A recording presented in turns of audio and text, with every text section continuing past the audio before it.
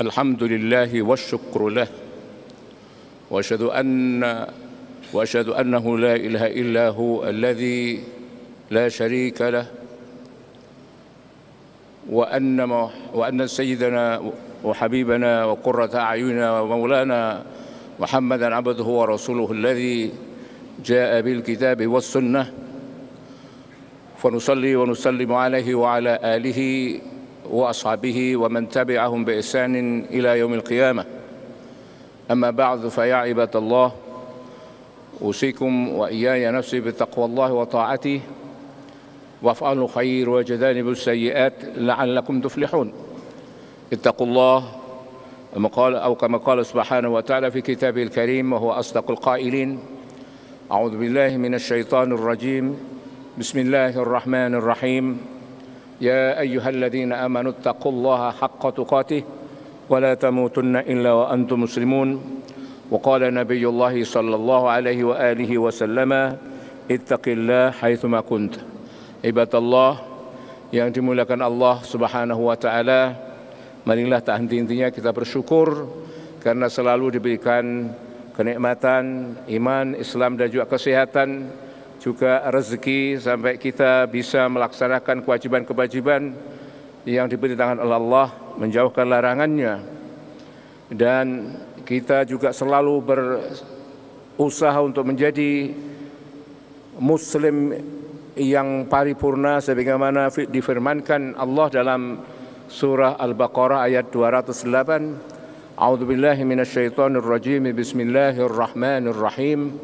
Ya ayyuhalladzina amanu udkhulu fis-silmi kaffah wa la tattabi'u khutuwatis syaitan innahu lakum aduwwum mubin. Wahai orang-orang beriman, masuklah kamu, jadilah kamu menjadi muslim yang paripurna dan jangan pernah ikuti jejak langkah syaitan, karena sesungguhnya syaitan itu adalah musuhmu yang nyata. Pertanyaannya, bagaimanakah kita bisa menjadi muslim yang paripurna? Robert Fraser, seorang mu'allaf yang kemudian menjadi alim di California, dia juga menjadi guru, menjadi syekh dari banyak murid pengikut tarekat Naqsabandiyah. Menulis banyak buku, di antaranya mendekatkan kita di dalam cara memahami ayat ini menjadi muslim yang paripurna itu dengan pendekatan sosiologi atau kehidupan orang-orang di sekitar masjid, mulai dari masuk masjid sampai keluar lagi dari masjid. Tahap pertama, ada 4 tahap. Tahap pertama adalah ketika orang-orang mau memasuki masjid itu biasanya melepas sandal dan sepatu. Tetapi yang paling menentukan bukan soal melepas sandal dan sepatu itu, adalah state of conscience atau suasana batin nurani ini. Apa bahasa yang ada dalam nurani itu ketika melepas sandal? Ini menjadi penting dalam kehidupan seseorang mengawali jejak menjadi muslim yang paripurna. Ketika kita melepas sandal harusnya, atau sepatu harusnya kita mengatakan dalam hati, this is mine and that is yours. Ini adalah milikku dan itu adalah milikmu. Pernyataan ini menjadi penting karena ini akan mewujudkan, akan menyemai tertib sosial, tertib masyarakat, bahkan tegaknya hukum dan keadilan. Jadi sejak awal melepas sepatu itu kita telah menjaga diri dari kecerobohan perbuatan. Dan ini menjadi penting. Robert Fraser menyebutnya ini sebagai sikap muslim syariah atau muslim syar'i. Hanya sayangnya seringkali disebut muslim syariah ini distigmatisasi sebagai radikal misalnya. Ini sama sekali tidak berhubungan itu, tapi justru mewujudkan tertib sosial. Kemudian yang kedua, ketika yang bersangkutan atau kita ini memasuki serambi masjid. Ketika memasuki serambi masjid, adat kebiasaan masyarakat Islam yang lalu, khususnya ahli sufi dan tarikat, itu duduk-duduk di serambi, dia bercengkerama, bercerita, dan juga berbincang, bahkan disertai juga makan atau minum bersama. Seseorang yang duduk bersama tanpa mengenal pun diajak makan bersama, sehingga hidangan itu menjadi milik bersama. Ketika makan bersama dan seterusnya ini, dan bahkan sampai sekarang di Masjidil Haram, bahkan Masjid Nabawi sendiri, antara qomat, adzan dan iqamat sendiri seringkali ada hidangan, entah itu kurma atau air zam-zam, atau kalau beruntung juga nasi kebuli. Setelah menjelang qomat, dia tutup dan bersih lagi. Ini satu yang lazim. Jika yang pertama, ketika melepas sandal itu pernyataannya adalah this is mine and that is yours, ini milikku dan itu milikmu, maka ketika duduk bersama dan makan bersama di serambi masjid itu, seperti ditampilkan para sahabat-sahabat Rasulullah juga, Nabi terlibat juga di situ. Nabi pernah disodorin makanan oleh seseorang yang makanan itu mau ditanyakan halal atau haramnya, yaitu jenis binatang dob. Itu ada di masjid, dia makan dan seterusnya. Nabi tidak menegurnya, biasa. Maka pernyataan ini menjadi beda dengan yang pertama tadi. Jadi yang kedua ini pernyataan dalam hatinya, sikap nuraninya, state of concern-nya adalah yours is mine, mine is yours. Milikku adalah milikmu, milikmu adalah milikku. Ini semuanya dalam koridor syariah. Jadi apa yang bisa dinyatakan seperti itu, bahkan ketika orang bertamu kepada temannya, maka pemilik rumah itu pun harus menyambut temannya seperti temannya itu sampai merasakan di rumahnya sendiri dan betah. Dengan koridor syariah, tidak melanggar koridor itu. Nah, jika yang pertama mau masuk masjid disebut muslim syariah dan tetap tegaknya hukum dan tertib sosial, maka yang kedua di serambi masjid tadi itu disebut mudahnya saja adalah muslim thariqat oleh Robert Fraser. Ini bukan ajaran thariqat, tapi memudahkan kita memahami. Ini bisa kita ajarkan ke anak-anak kita, kepada keluarga kita, untuk menjadi praktek. Yang kedua ini sudah mulai meningkat. Ada kesadaran di situ adalah ukhuwah Islamiyah yang semakin tinggi. Milikmu adalah milikku, milikku adalah milikmu. Nah, apakah yang kedua dan pertama tadi bertentangan? Sama sekali tidak, justru saling mendukung. Yang pertama, tegaknya syariat itu bahkan ketika seorang pelanggar hukum yang berat, bahkan sampai melakukan pembunuhan terhadap temannya, maka ditegakkanlah hukum namanya qisas, hukum mati yang setimpal.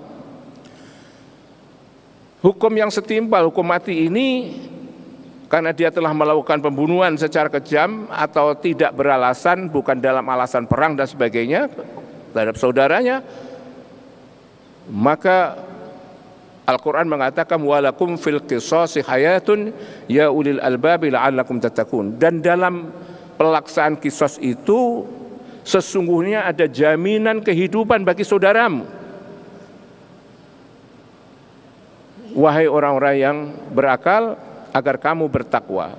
Jadi ini ada jaminan kehidupan saudara. Jadi di dalam syariah pun juga ada semangat ukhuwah, sebagaimana juga semangat ukhuwah itu nampak terasa benar di dalam suasana Islam Tariqat yang disebutkan oleh Robert Fraser tadi itu. Setelah itu bahkan Islam menjelaskan juga hukum di masjid itu adalah hukum dalam wilayah Tuhan, wilayah Allah Subhanahu wa taala. Bahkan seorang penjahat masuk masjid pun ketika dikejar masuk masjid, maka di masjid itu tetap diawasi tetapi tidak boleh diambil tindakan. Karena apa? Karena masjid adalah wilayah hukum Allah Subhanahu wa taala.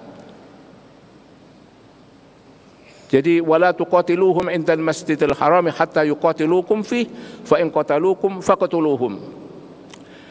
Kalau penjahat, pencuri atau musuh-musuh kalian masuk ke masjid, maka harus dijamin aman. Wa man dakhalahu kana amina. Hukum masjid dimanapun itu sama dengan hukum yang berlaku di Masjidil Haram dan Masjid Nabawi, dan itu dikiaskan hukumnya.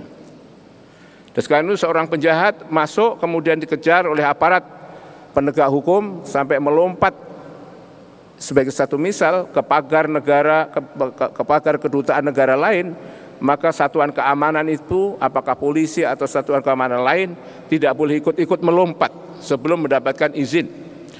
Seperti itu untuk memudahkan pemahamannya, karena di situ adalah hukum negara lain. Begitu. Maka kalau ada indikasi mau berbuat jahat, maka dia juga harus ambil tindakan. Atau ketika dia sudah keluar masjid, maka harus diambil tindakan dan ditegakkanlah hukum-hukum hak Allah dan hak masyarakat tadi itu. Ibadallah. Setelah itu seseorang masuk tahap ketiga, masuki masjid. Dalam memasuki masjid, seseorang tidak memerlukan izin kepada siapapun di masjid itu. Apakah dia duduk di mana dan sebagainya. Karena di masjid itu yang berkuasa Allah dan perintah Allah dan larang Allah. Hanya beberapa kekecualian, mungkin perkembangan sekarang ini, perkembangan protokoler, misalnya sajadah yang paling depan, di depan mimbar misalnya, di atas sajadah pimpinan kita, apakah presiden, apakah raja, apakah menteri dan seterusnya, itu dimaklumi.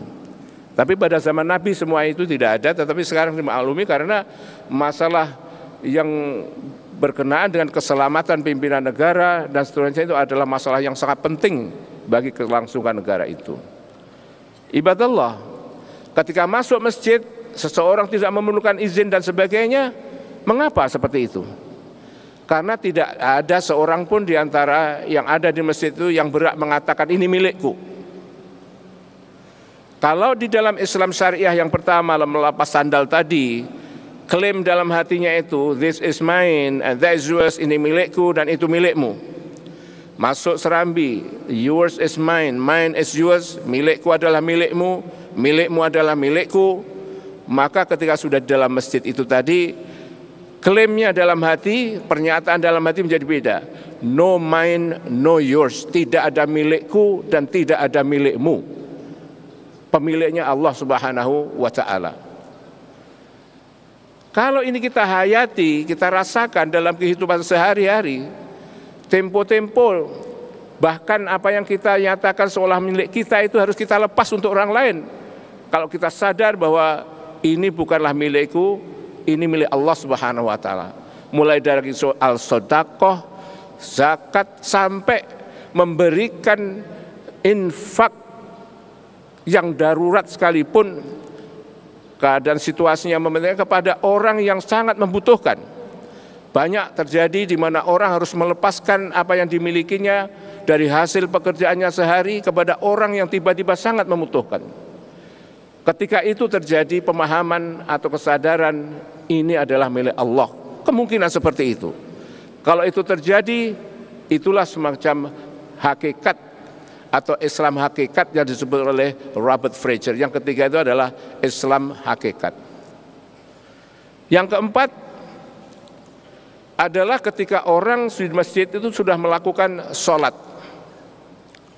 Ketika melakukan sholat itu adalah kesadaran yang terbangun dalam setiap kita, setiap diri, setiap muslim dalam yang melaksanakan sholat itu, bahwa keberadaan dia hanya ada di hadapan Allah Subhanahu wa ta'ala, dan ketika itu jika terjadi fana, dia hanya menyadari bahwa yang ada hanyalah Allah Subhanahu wa ta'ala. Itulah maka di kalangan para sufi ada bahkan yang mengatakan ana al-haq, seperti yang dinyatakan oleh Al-Hallaj, saya Allah. Hanya dikatakan sekali, tetapi ini menjadi masalah besar sehingga dia dihukum mati dianggapnya sebagai satu syirik. Ada kisah Syekh Siti Jenar, meskipun dikisahkan agak beda sehingga mengatakannya dengan dalam bentuk zikir berulang-ulang. Sebenarnya itu tidak bisa berulang-ulang karena namanya fana atau kesadaran hanya ada wujud Allah itu hanya sekilas saja, tidak pernah lama, sekilas. Dan mengatakannya al-haq itu hanya sekali, anal haq itu. Tidak seperti orang zikir alhamdulillah, alhamdulillah, subhanallah, subhanallah dan seterusnya. Tapi anal haq, dan itu didengar oleh orang sehingga dikatakan musyrik. Padahal ketika itu hanya terjadi ma'rifat antara dia dengan Allah Subhanahu wa ta'ala. Karena itu Robert Fraser menyebutnya ini adalah Islam ma'rifat. Islam yang ketika Islam yang menyadari, Muslim yang menyadari kesadarannya itu seperti ketika dia mengalami puncak dalam pelaksanaan sholat, ma'rifat kepada Allah Subhanahu wa ta'ala. Kesadaran itu menjadi penting. Sehingga Ibnu Rushd juga mengatakan di dalam kitabnya itu bahwa wujud segala sesuatu adalah hanya Allah Subhanahu wa ta'ala. Yang ada ini adalah mungkin bayang-bayang. Al-Ghazali pun juga mengatakan seperti itu. Ibadallah yang dimuliakan Allah Subhanahu wa ta'ala. Jika kita bisa mencapai ma'rifat dan hanya sekejap, sedetik mungkin, itu dirasakannya sangat luar biasa, mungkin dirasakan lama. Maka ketika itu insya Allah sholat kita bukan saja sah, tetapi juga insya Allah sangat diterima oleh Allah Subhanahu wa ta'ala. Kemudian setelah sholat dan selesai kemudian keluar masjid, maka setiap kita atau setiap orang, setiap muslim harus kembali ke tempat di mana sandal atau sepatunya diletakkan tadi. Dan tidak boleh membuat kecerobohan. Dia harus kembali lagi ke Islam syariah.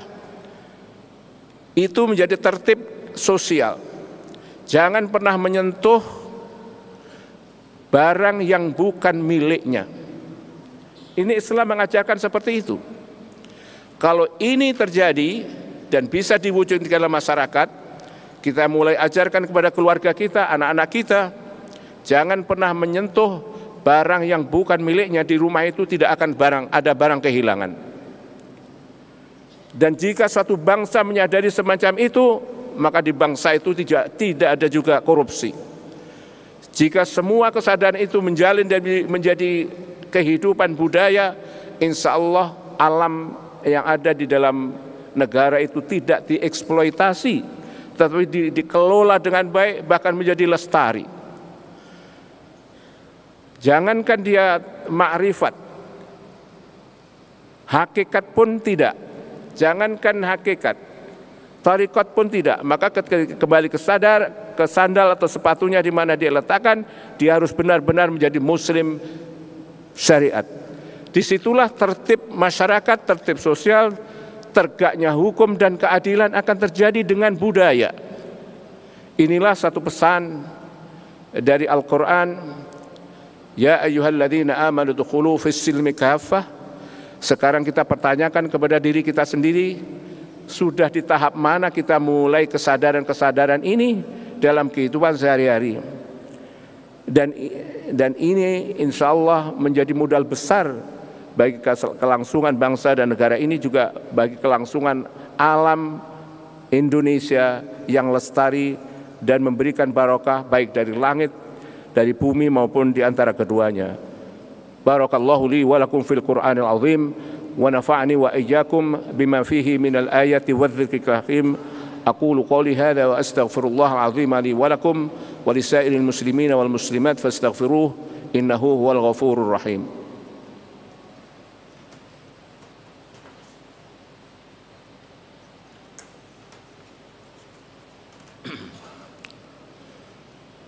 Alhamdulillahi haqqa hamdih wa ba'da hamdillahi bi jami'i mahamidih. Asyhadu an la ilaha illallah wahdahu la syarika lah, iyyahu na'budu wa huwal ma'budu wa nahnu min ibadihi. Wa asyhadu anna sayyidana wa maulana Muhammadan عبده ورسوله. اللهم فصل وسلم وبارك على سيدنا محمد وعلى آله وصحبه أجمعين. أما بعد، فيا عباد الله، أوصيكم وإياي نفسي بتقوى الله وطاعته، وافعلوا الخير واجتنبوا السيئات لعلكم تفلحون. اتقوا الله، أو كما قال سبحانه وتعالى في كتابه الكريم: يا أيها الذين آمنوا اتقوا الله وكونوا مع الصادقين. وقال: إن الله وملائكته يصلون على النبي يا أيها الذين آمنوا صلوا عليه وسلموا تسليما. اللهم صل على محمد وعلى آل محمد كما صليت على إبراهيم وعلى آل إبراهيم، وبارك على محمد وعلى آل محمد كما باركت على إبراهيم وعلى آل إبراهيم إنك حميد مجيد. اللهم اغفر للمسلمين والمسلمات والمؤمنين والمؤمنات الأحياء منهم والأموات، إنك سميع قريب مجيب الدعوات يا قاضي الحاجات.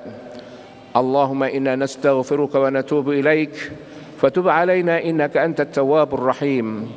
اللهم يسر لنا أمورنا وأمور أهلنا وأولادنا وذرياتنا من يومنا هذا إلى يوم القيامة ويوم لقائك، في أمور دنيانا وديننا وآخرتنا برحمتك يا أرحم الراحمين. اللهم سلمنا وسلم أهلنا وسلم أولادنا وذرياتنا من يومنا هذا إلى يوم القيامة ويوم لقائك في أمور دنيانا وديننا وآخرتنا برحمتك يا أرحم الراحمين. ربنا آتنا في الدنيا حسنة وفي الآخرة حسنة وقنا عذاب النار.